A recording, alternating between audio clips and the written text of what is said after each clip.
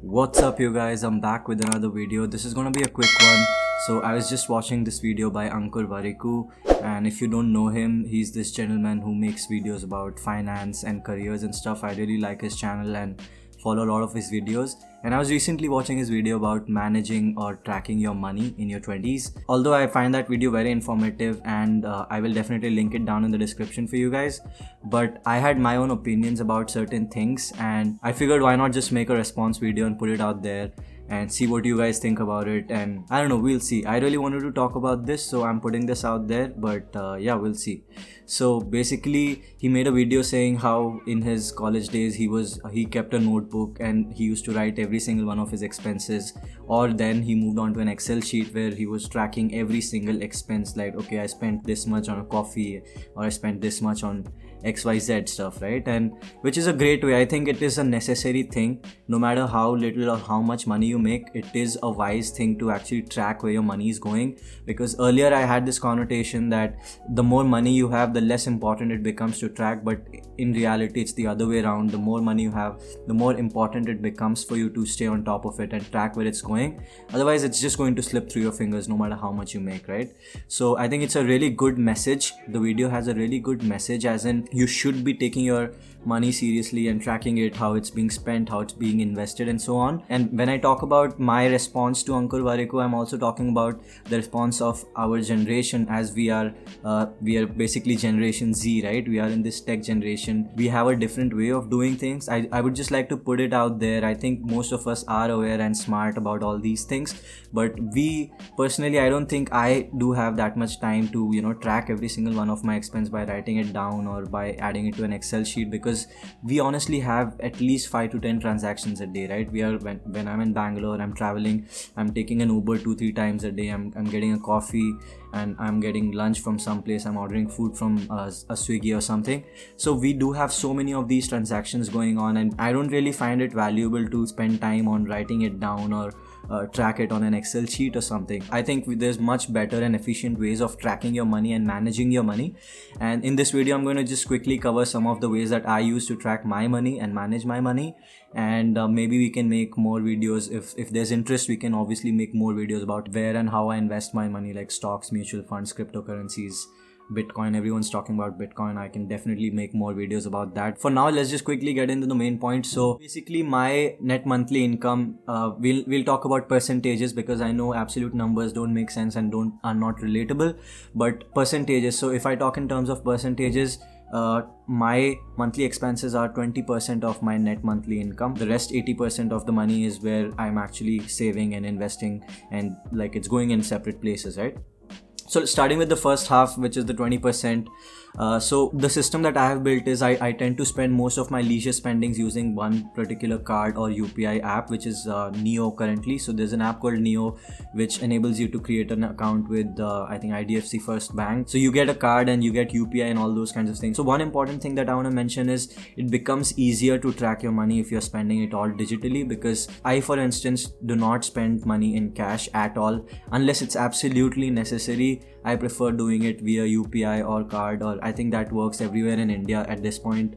We can do that. We can definitely, there are times when I step out of my home without my wallet, and I'm comfortable doing that because I know I can do most of the stuff with my phone. Every time you make a digital transaction, there are going to be records of that, and there's going to be data that's already saved, so you don't have to manually go and save it and then write it down on a notebook or save it in an Excel sheet, for example, right? So you can obviously, if you want to analyze, you can export all that data and use that statement and analyze it. I think they do a good job of visualizing it. You can render a pie chart saying, okay, this much of it was spent in food, this much of it was spent in leisure, this much of the amount was spent in travel, for instance, right? So I think these apps do a really good job, and honestly, I don't really see the value in micromanaging the finances, because that takes the fun out of it. I don't want to get into that mode where I'm tracking, okay, I spent 200 rupees on this coffee. Like, I don't like to track it on that granular of a level, because I think what's different with our generation is we do want to make a lot of money, we want to hustle and we want to invest and all that, but we also want to live a life and not worry about my good cup of coffee from Starbucks. I mean, let a man drink his coffee, for God's sake, right? So we don't want to micromanage the finances, but we want to know where it's going. Basically, stay on top of your money and know where it's going and know when to control and what to do. I personally prefer to keep a high level understanding as long as I'm spending 20% of my net income. 20 to 25, it's not an absolute number. It can go to 30% sometimes if I'm traveling, taking a getaway or something. So usually 20 to 25% is what I'm spending. Like, this is the money that comes in and goes away every month, but the rest 75 to 80% is saved. Now, what do you do with that money? You tend to save it or invest it. So for that, again, I use certain apps. Like, for example, a part of it goes to mutual funds. Now, your mutual funds can be scattered all over the place, right? It can be, you may be holding some mutual funds with X fund house like Axis Mutual Fund, and some with Aditya Birla Mutual Fund or Reliance, right? You might have different mutual fund schemes and SIPs with different fund houses. It's hard to track it that way. You want to log into each and every. I think that's very unnecessary and complicated. So what you can do is, I found this really nice product called Jupiter, and Jupiter has this portfolio analyzer where you can actually trigger that consolidated account statement, and you can analyze that, and it gives you a really good report of what kind of funds you own and across all your mutual funds, right? Then you get a consolidated report, which is a very well designed and well thought out report, which gives you a very good context of where your money is, how it's performing, what schemes are doing well, what schemes are not doing well, what can you change, where you can add, where you can remove. So I use that portfolio analyzer for my mutual funds, and then I use Zerodha, Kite and stuff for my stocks.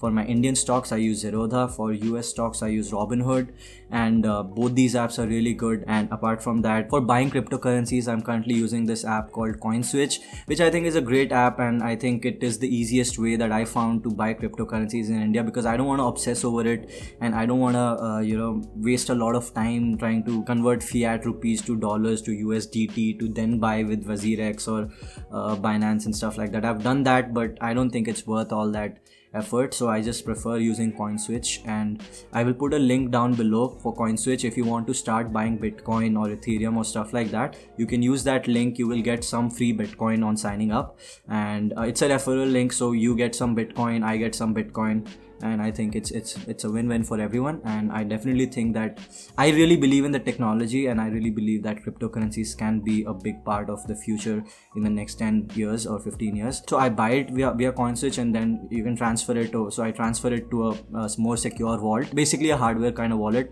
And I think that's the way to do, because I don't want to trade all this. I don't plan on selling them anytime soon. I just want to keep putting some money aside, and we will see where that turns out. And I'm completely okay if it goes to zero at some point in the future, because it's a very small part of the overall bigger picture, but still. And obviously Ankur also mentioned this app called InMoney, and InMoney is a great app, and I use it as well to just keep track on a high level of, I think it's just a booster really. You want to see, okay, I'm worth this much. I think there are plenty of such apps. We just have to start getting used to talking about all this, and in our country and in our culture, it's usually considered taboo to talk about matters related to money and all this stuff, which we need to get rid of. I think we need to be more open about it, and for that I'm thankful to people like Ankur who are normalizing talking about money, which is a good thing. I think financial education is really important, and it is something that's really lacking in our education system, and I think everyone needs to be financially literate, and it's going to help you no matter what you do in your life or your career.